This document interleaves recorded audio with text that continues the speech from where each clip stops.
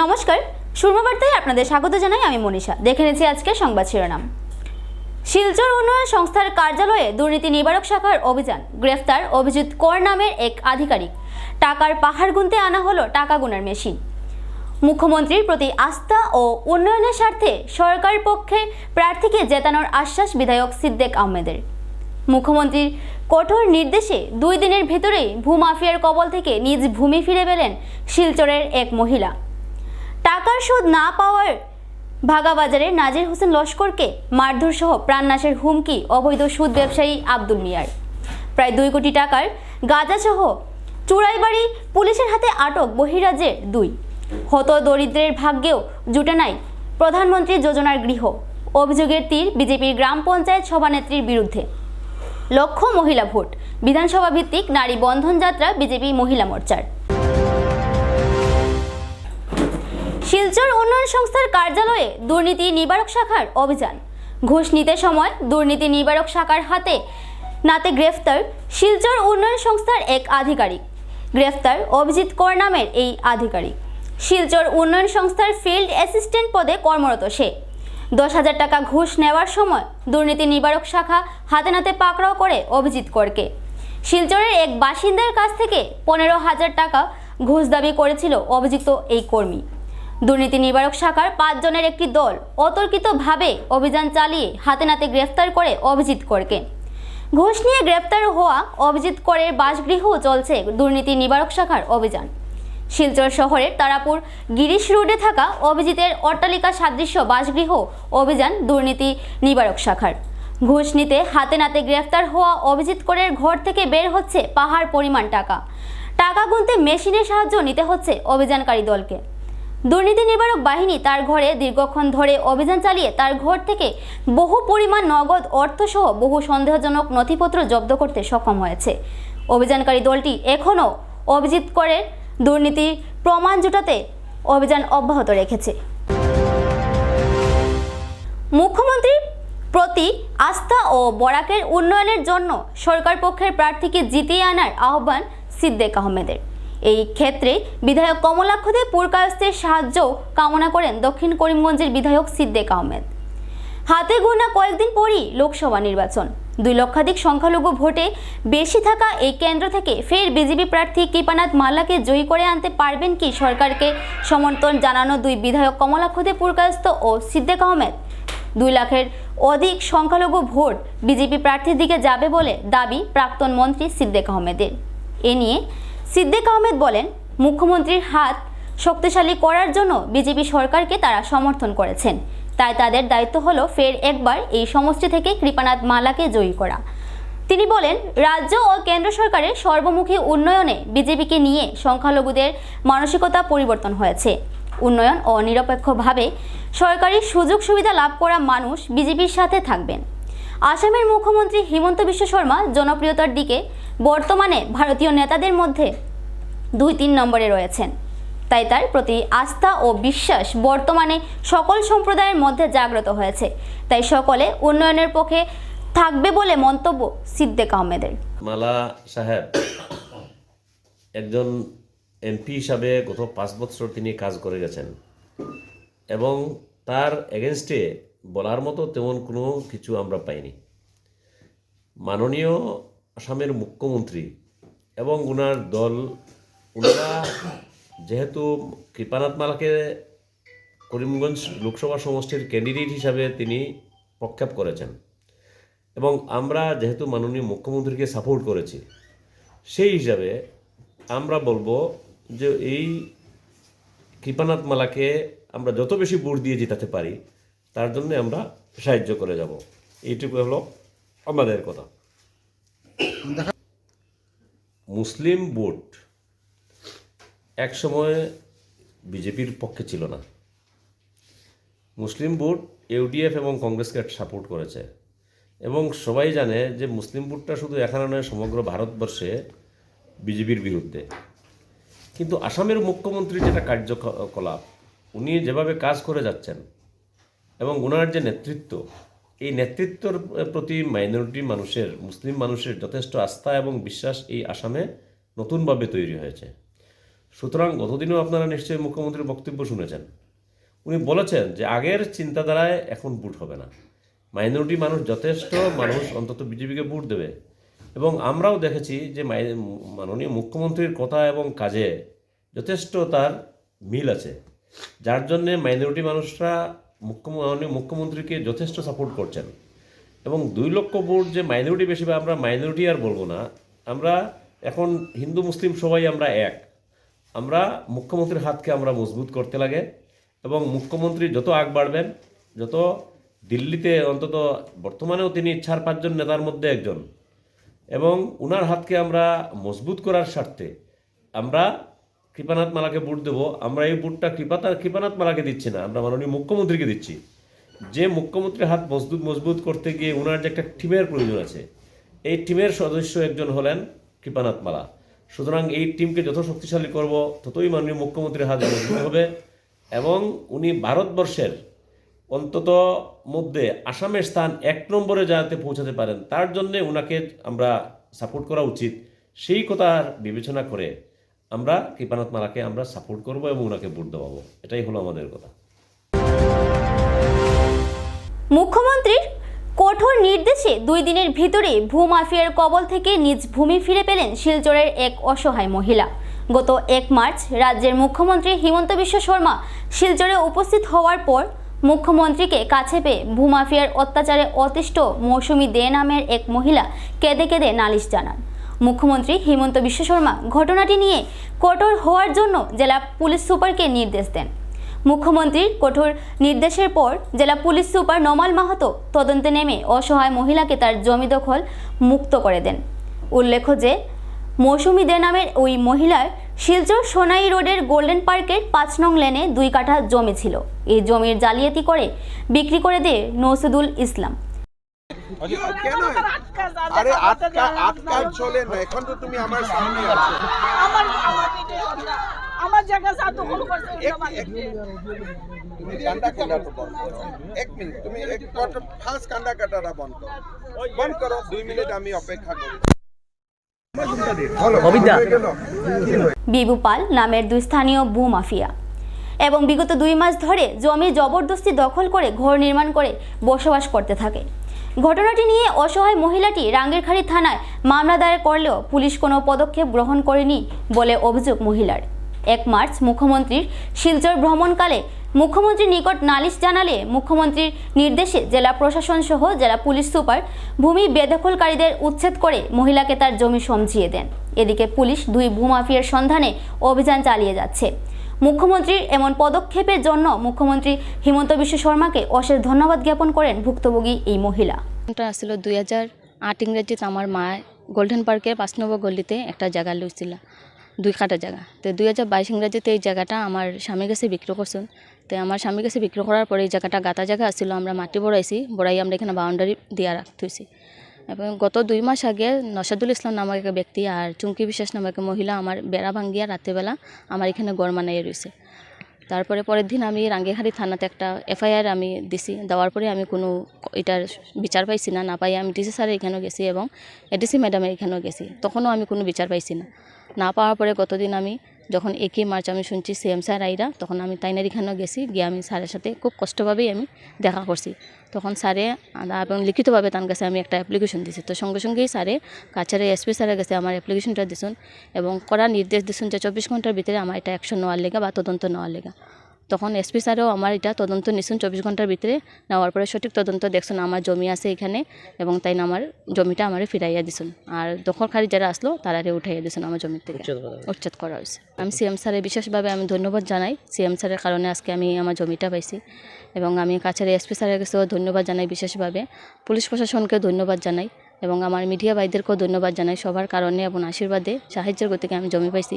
আর আরেকটা কথা আমি বলতে চাই, আগামীতে যাতে এই ধরনের কোনো অসুবিধা বা আমারও কোনো যাতে অসুবিধা না হয় তার জন্য আমি প্রশাসনকে এই বিষয়ে লক্ষ্য রাখার জন্য অনুরোধ করব এবং আমি CM স্যারকেও অনুরোধ জানাবো এটার বিষয়ে। টাকার সুদ না পাওয়ায় ভাগাবাজারের নাজির হোসেন লস্করকে মারধর সহ প্রাণনাশের হুমকি দেয় অবৈধ সুদ ব্যবসায়ী আব্দুল্লাহ মিয়া। আসামের মুখ্যমন্ত্রী ডক্টর হিমন্ত বিশ্ব শর্মার অবৈধ সুদ ব্যবসা বন্ধের কারণে ব্রহ্মপুত্র সহ বরাক উপত্যকায় অবৈধভাবে টাকার বিনিময়ে সুদখোরদের পুলিশি অভিযানের মাধ্যমে দ্রুতগতিতে ধরপাকড়াও চলছে।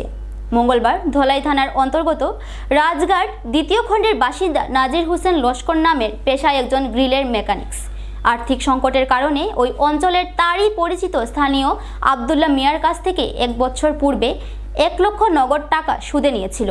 ওই সেই 1 লক্ষ টাকার বিনিময়ে 7 মাসে 70,000 টাকা সুদ দিয়েছিল নাজির হোসেন লস্কর।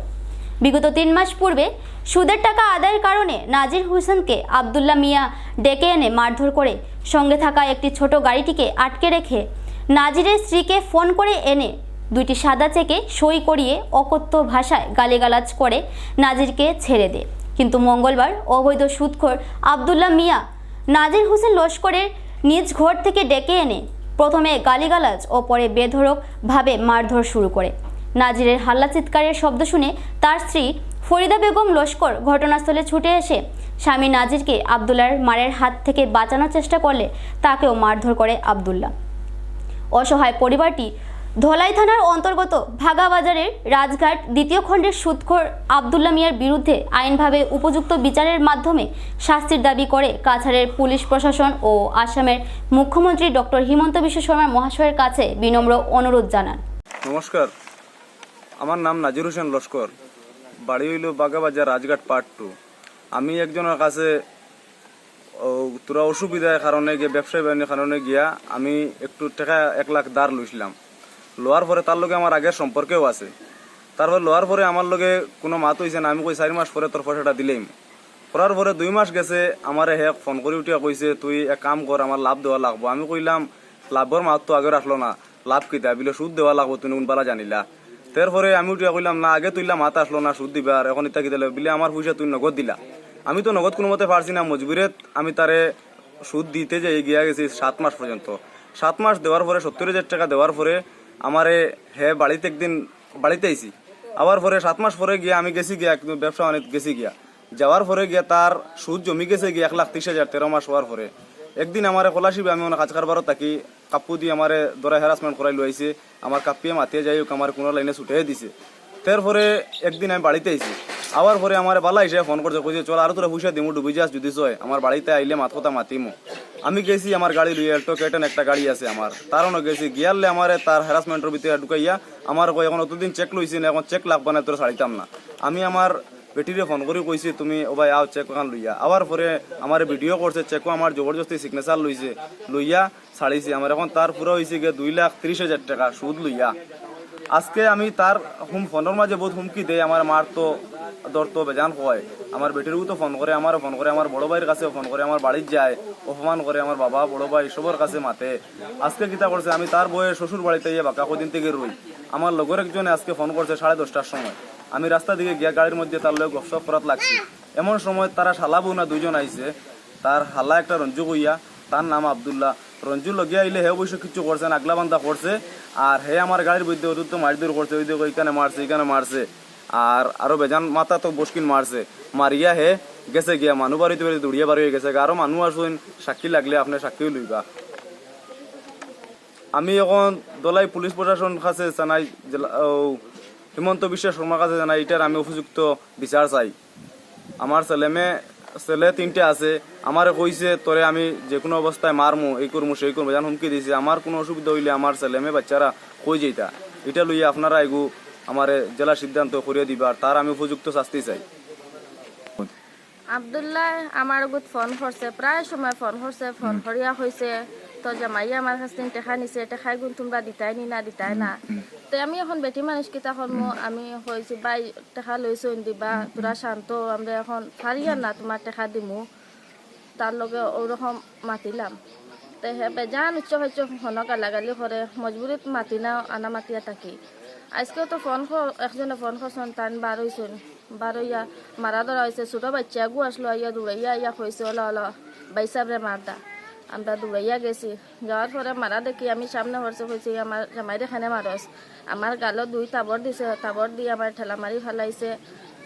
আদলা লইছিল, আদলা দি মারতো, আমি ডরাইয়া আমি হরি গেছি, যদি বেতালে কিছু বা মারে, আমি যদি কিছু হয় আমি হরি গেছি। আমি আমার জামাইরে দরা ঘন্টা হরছি না, কারণ ওরা মারিয়া আর আমার ঠেলা মারি ফেলাইয়া তুইয়া গেছে গিয়া। প্রায় 2 কোটি টাকার গাঁজা বোঝাই লরি জব্দ আসাম ত্রিপুরা সীমান্তে চুড়াইবাড়িতে। আটক বহিরাজ্যের চালক। অভিনব কায়দায় রাজ্য থেকে নিষিদ্ধ গাঁজা পাচার ভেস্তে দিল চুড়াইবাড়ি থানার পুলিশ। এবার বাজে রাবারের সিটের ভেতরে করে 439 প্যাকেটে 1317 কেজির অধিক অবৈধ গাঁজা আটক করে এ কাণ্ডে লরি চালক ও সহচালককে আটক করতে সক্ষম হয়েছে পুলিশ। মঙ্গলবার দুপুরে 3টা নাগাদ PAB 65AV 7496 নম্বরের একটি 12 চাকার লরি আগরতলা থেকে হরিয়ানা পাড়ি দেওয়ার উদ্দেশ্যে আসামের প্রথম পুলিশি চেক গেট চুড়াইবাড়ি থানার সম্মুখে পৌঁছলে রুটিন চেকিংয়ের ভিত্তিতে লরিটিতে দলবল নিয়ে তল্লাশি চালান ইনচার্জ প্রণব মিলি। এতে লরির ভেতরে গাঁজা মজুদ থাকার সন্ধান পায় পুলিশ। উদ্ধারকৃত গাঁজাগুলোর কালোবাজারি মূল্য প্রায় 2 কোটি টাকার মতো হবে বলে জানিয়েছেন অতিরিক্ত পুলিশ সুপার প্রতাপ দাস। পরে এ কাণ্ডে লরি চালক ও সহচালককে গ্রেফতার করা হয়। ধৃতের বিরুদ্ধে চুড়াইবাড়ি থানার পুলিশ NDPS ধারায় মামলা হাতে নিয়ে তদন্ত শুরু করেছে। ত্রিপুরা থেকে ভানুচন্দ্রের রিপোর্ট। আমাৰ আজি ইণ্টেলিজেন্সৰ এটা ইনপুট আছিলে। আমাৰ গধূলি সময়ত চুৰাইবাৰী ৱাটপোষ্টত আমি এটা মানে ট্ৰাক ডিটেক্ট কৰোঁ, মানে অসমৰ হৈ বেলেগ ষ্টেটত গৈ আছিলে। কৰিমগঞ্জতো আমাৰ এটা ভাল ডিটেকশ্যন হৈছে। এৰাউণ্ড 1317 কেজিছ অফ গাঞ্জা আমি ডিটেক্ট কৰিছোঁ। 439 পেকেটছত আছিলে। লগতে আমি 2জন মানুহ আটক কৰিছোঁ, তেওঁলোক পাঞ্জাৱৰ মানুহ। এতিয়া আমি কেছ ৰেজিষ্টাৰ কৰি আছোঁ আৰু এটা মানে আমি ইনভেষ্টিগেশ্যন কৰি আছোঁ। ফালৰ পৰা তেওঁলোক আহিছিলে আৰু গৈ আছিলে ওচৰত। তেওঁলোকৰ ঘৰ পাঞ্জাৱৰ বুলি গম পাইছোঁ আমি। আৰু যিটো আমাৰ চিজ কৰা গাঞ্জাৰ মূল্য এৰাউণ্ড 2 কোটি মান। এবারে নিয়ে নিচ্ছি ছোট্ট একটা বিজ্ঞাপন বিরতির সঙ্গে থাকুন। আনন্দ সংবাদ, আনন্দ সংবাদ, আনন্দ সংবাদ। উচ্চ ও গুণগত মানের শিক্ষা পরিষেবা নিয়ে করিমগঞ্জে যাত্রা শুরু করল প্রণবানন্দ বিদ্যা মন্দির। আপনি কি আপনার বাচ্চার পড়াশোনা নিয়ে চিন্তায় আছেন? এবার আপনাদের চিন্তা দূর করতে গুণগত শিক্ষা নিয়ে করিমগঞ্জে যাত্রা শুরু করল প্রণবানন্দ বিদ্যা মন্দির। প্রথমবারের মতো টাটা ক্লাস এইজের মাধ্যমে স্মার্ট ক্লাসের সুবিধা নিয়ে এসেছে প্রণবানন্দ বিদ্যা মন্দির।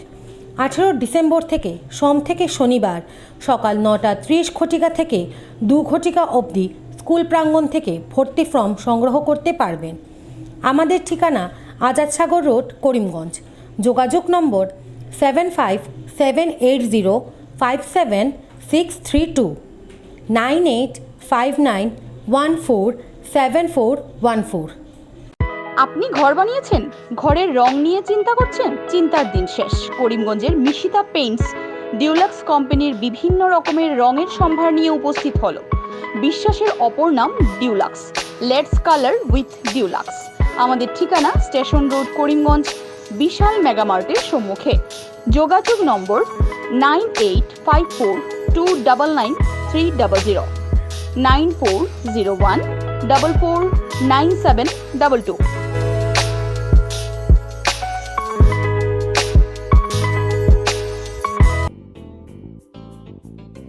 বিভিন্ন আধুনিক ও আকর্ষণীয় টাইলসের সম্ভার নিয়ে উপস্থিত প্রিয়া টাইলস। আপনার ঘরকে অতি সুন্দরভাবে সাজিয়ে তুলতে আজই আমাদের দোকানে চলে আসুন এবং নিয়ে যান অত্যাধুনিক টাইলস। আপনার পছন্দের সব ধরনের টাইলস আমাদের এখানে উপলব্ধ রয়েছে। আমাদের ঠিকানা Chandras Plaza near Vishal Megamart, station road, Karimganj. Mobile 9101805530 9957709784।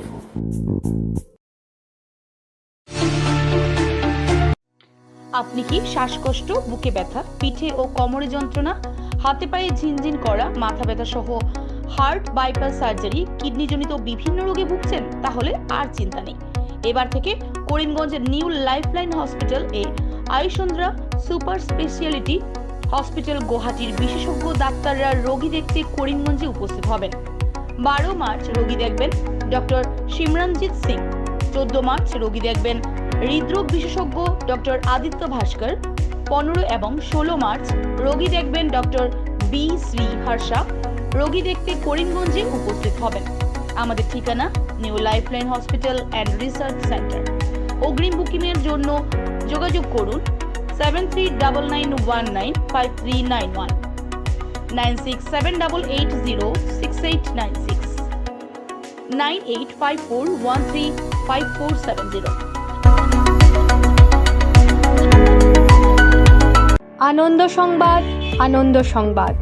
করিমগঞ্জে এই প্রথম 3D সিটি স্ক্যানের সুবিধা নিয়ে এলো Karimganj health city, Banamali road, Karimganj.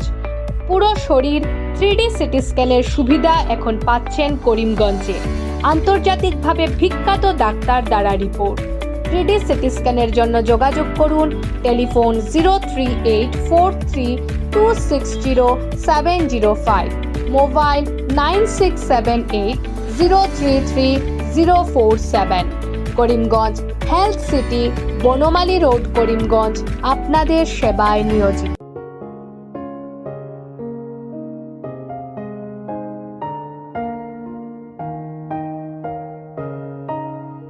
চিকিৎসা সেবায় নতুনত্ব নিয়ে হাজির নিউ লাইফলাইন হাসপাতাল। অত্যাধুনিক প্রযুক্তিতে এখানে pinhole surgery, gallbladder, appendix surgery করা হয়। শিলচর মেডিকেল কলেজের সার্জারি বিভাগের অতিরিক্ত প্রফেসর ডক্টর RC শ্যাম সার্জারিগুলি করবেন। তাছাড়া তিনি প্রতি শনিবার বিকেল 3টে থেকে OPD-তে রোগী দেখবেন। রয়েছেন শিশুরোগ বিশেষজ্ঞ ডক্টর গুলজার হোসেনও।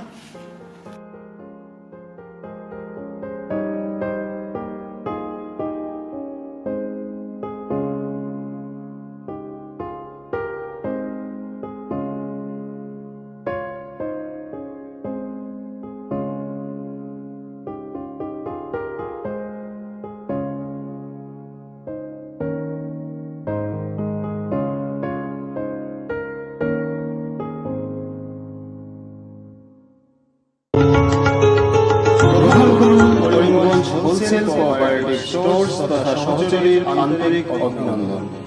করিমগঞ্জ হোলসেল কোঅপারেটিভ স্টোর্সের নিয়ন্ত্রণাধীন স্টেশন রোডস্থ বিভাগীয় বিপণী সহচরী নতুন উদ্যোগে সমৃদ্ধ হয়ে জনগণের সেবায় এগিয়ে এসেছে।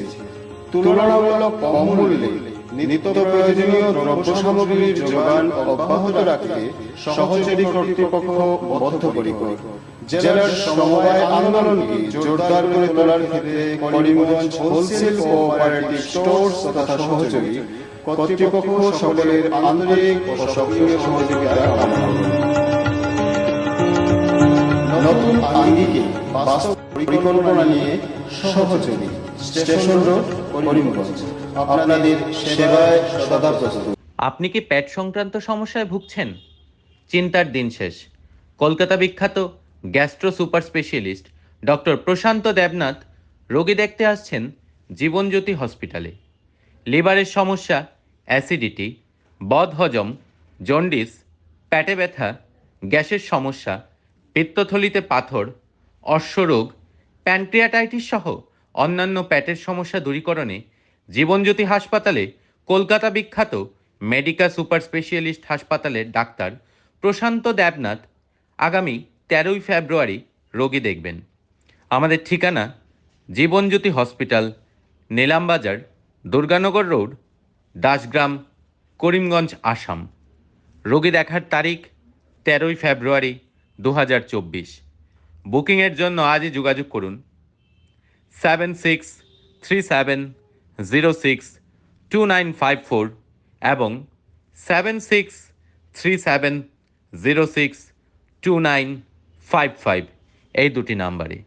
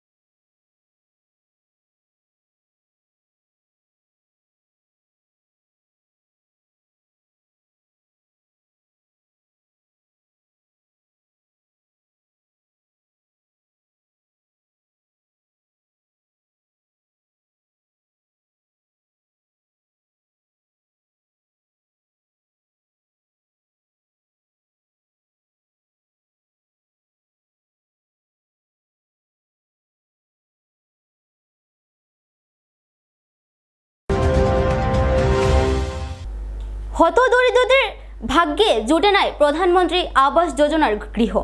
দরিদ্র মানুষের উন্নয়নের জন্য রাজ্য ও কেন্দ্র সরকার লক্ষ লক্ষ খরচ করছে, এমন ঢাকঢোল পিটালেও কাটিগড়া সমষ্টির গড়ের ভিতর জিপির 2 নম্বর ওয়ার্ডের মহিষাখালের মহিলারা আজও প্রধানমন্ত্রী আবাস যোজনার গৃহ থেকে বঞ্চিত। দীর্ঘ 5 বছর ভারতীয় জনতা পার্টি সরকারের পঞ্চায়েত ও সভানেত্রী অনামিকা দেব সভানেত্রীর দায়িত্বে থাকা সত্ত্বেও এলাকার একাংশ মহিলারা সরকারি উন্নয়ন থেকে বঞ্চিত। এলাকার মহিলারা বলেন, সভানেত্রী অনামিকা দেবকে এ নিয়ে বারবার বলা সত্ত্বেও কোনো লাভ হয়নি। পাশাপাশি আরও বলেন, বিগত 5 বছর আগে ভোট ভিক্ষায় প্রতিটি দরজায় এসেছিলেন অনামিকা দেব এবং প্রধানমন্ত্রী মোদিজির নামে প্রতিশ্রুতি দিয়েছিলেন উন্নয়নের নামে সদা সর্বদা বদ্ধপরিকর হিসেবে কাজ চালিয়ে যাবেন। কিন্তু তাই দীর্ঘ 5 বছরের কার্যকালে উন্নয়ন দূরের কথা, শুধু সভা সমিতি ছাড়া উনাকে দেখা যায় নাই। ভারতীয় জনতা পার্টি সরকার যেখানে দেশের উন্নয়নের ঝড় চলছে বলে দাবি করছে, সেই সময় গড়ের ভিতর জিপির 2 নম্বর ওয়ার্ডের প্রতিটি ঘর বাঁশ ও প্লাস্টিক দিয়ে তৈরি করে দিন যাপন করছেন হতদরিদ্র পরিবারের মানুষ। গাঁও পঞ্চায়েত সভানেত্রী অনামিকা দেবের মুখে প্রতিশ্রুতি আজ পর্যন্ত বাস্তবে পূরণ হয় নাই। তাই গ্রামবাসীরা গ্রামের উন্নয়নের জন্য রাজ্যের মুখ্যমন্ত্রী হিমন্ত বিশ্ব শর্মা সহ কাছাড়ের জেলা আয়ুক্ত রোহান কুমার ঝাড় হস্তক্ষেপ কামনা করেন। প্রচুর ফেসিলিটি পাই না, আমরা পঞ্চায়েতরে জানাই, তাও আমরা কিছু দেয় না। বৃষ্টি দিলে আমরা গরম দিতে হাঁটু জ্বলতাম, পঞ্চায়েতরে আনিয়ে আমরা দেখাইছি। আচ্ছা, দেখানোর পরে তাই করছেন যে কাজ করাইবা, জব কার্ডের কাজ করাইবা, আমরা কোনো কাজ করাই না, কিচ্ছু না। বলছেন আচ্ছা ঠিক আছে, আমরা দেখমু, আমরা টাকরিয়া দিমু কই, আমরা কোনো কিছু করিয়া দিছি না, কোনো কাজ নাই। তারা বুটের সময় আইন আমরা কেন আইয়া বুট খুঁজিয়া যায়, এরপরে তারা একদিনও আমরা খবরও করবো না। আচ্ছা, আপনার কোন জিপি? আমরা গড়ের গড় নাই, উন্নয়ন নাই, ল্যাট্রিন নাই, এরপরে আমরা রেশন কার্ড নাই, আমরা বহুত জিনিস কষ্ট করি, আর আমরা তো সরকারি কিচ্ছু পাই না। কাগজ খাও, রেশন কার্ডও কিছু মানুষের নাম হয়েছে, আমরা তো নামও হয়েছে না। অ্যাপ্লাই করছিলা? অ্যাপ্লাই করছি, আচ্ছা, আইছে না। এরপরে গড়ের লাগে কত সব কই, মেম্বার নিরেও কই, পঞ্চায়েতরেও কই, তারা খালি পাই। ও আশা করি রাখম 13 বছর হয়ে গেছে বিয়ার আমার, আমি গড়ও পাই না, গড় লইয়া কষ্ট করি, লেট্রিন লইয়া কষ্ট করি। আর অরুণোদয় তো আর পাইছি না, কতজন হয়েছে তারা হয়েছে অরুণোদয় 3 দিন খাইবার লাগ। মানে পঞ্চায়েত সভানেত্রীর কাছে যখন আপনারা গেছা তখন তাই না খালি শুধু আপনারা আশ্বাস দিয়ে রাখো, বাস্তবে কোনো কাজ নাই, কিচ্ছু নাই, কোনো কিছু পাইছি না। আমার ফ্যামিলি আজকে 5 বছর থেকে বিছনায় শয্যা অবস্থায় আছে। আচ্ছা, তারা মানে দেখাইয়া নিচে ওই কালী মন্দির কেন খুঁজে যে আমার ফ্যামিলিরে তারা অনুনয় দিব, এই দুঃখ দেখিয়া আমার ফ্যামিলির আমি কান্দ করিনি, আমার বাচ্চা ইন্তনো দিছইন, কিন্তু আমার ফ্যামিলি না ভাই আর ভালো ভালো মানুষে পাইছে, কিন্তু আমার ফ্যামিলি কোনো কিছু পাইছে না। আজকে ফ্যামিলি মরার 1 মাস হয়েছে, আর আজকে 3 মাস হয়েছে আমার মা মরার। একবার খালি আমার মায়ের বৃদ্ধ ভাতা পাইছে না, 250 টাকা ফাইন, ওইটাই বৃদ্ধ ভাতাটা পাইছেন, আর কিছু পাইছেন না। আপনি ওই ঘরের লাগিয়ে আপনার পঞ্চায়েত সভানেত্রী? আমি পঞ্চায়েতও দিছি, জেলা পরিষদও দিছি, মানে মেম্বার ওয়ার্ডও দিছি, সবরে আমি দিছি, কিন্তু কইতেছে যে মানে এগুলা আইতেছে না। আর আমি এখন দেখি যে আমার থেকে যারা গরিব আছে এরা মানে এখানো জায়গা 3 খান কিভাবে পার, আমার মতন তারাও মানে দিন মজুরি খামলা বেড়াইন, তারা এত বড় বড় বিল্ডিং কিরকম উঠায়, আমি এটাই ভাবতে পারলাম না। আমি তো লেখাপড়াও জানি না, কোনো কর্মও জানি না। আমার মায়ে মানে আমার বড় কষ্ট করে পালিছইন, কিন্তু এই অবস্থায় আজকে এত বছর থেকে আমি মানে আমার জন্ম হয়েছে পর থেকে মানে আমি যখন ভোটার হয়েছি, ভোটার থেকে মানে আমি বিজেপি সরকারে ভোট দিতে আজকেও তো বিজেপি সরকারে আমি শ্রদ্ধা করি, কিন্তু এই দেখেন আমার ঘরের অবস্থা, এই দেখেন আমার বাড়িঘরের অবস্থা, আমি কোনো কিছু পাইছি। লক্ষ্য মহিলা ভোট।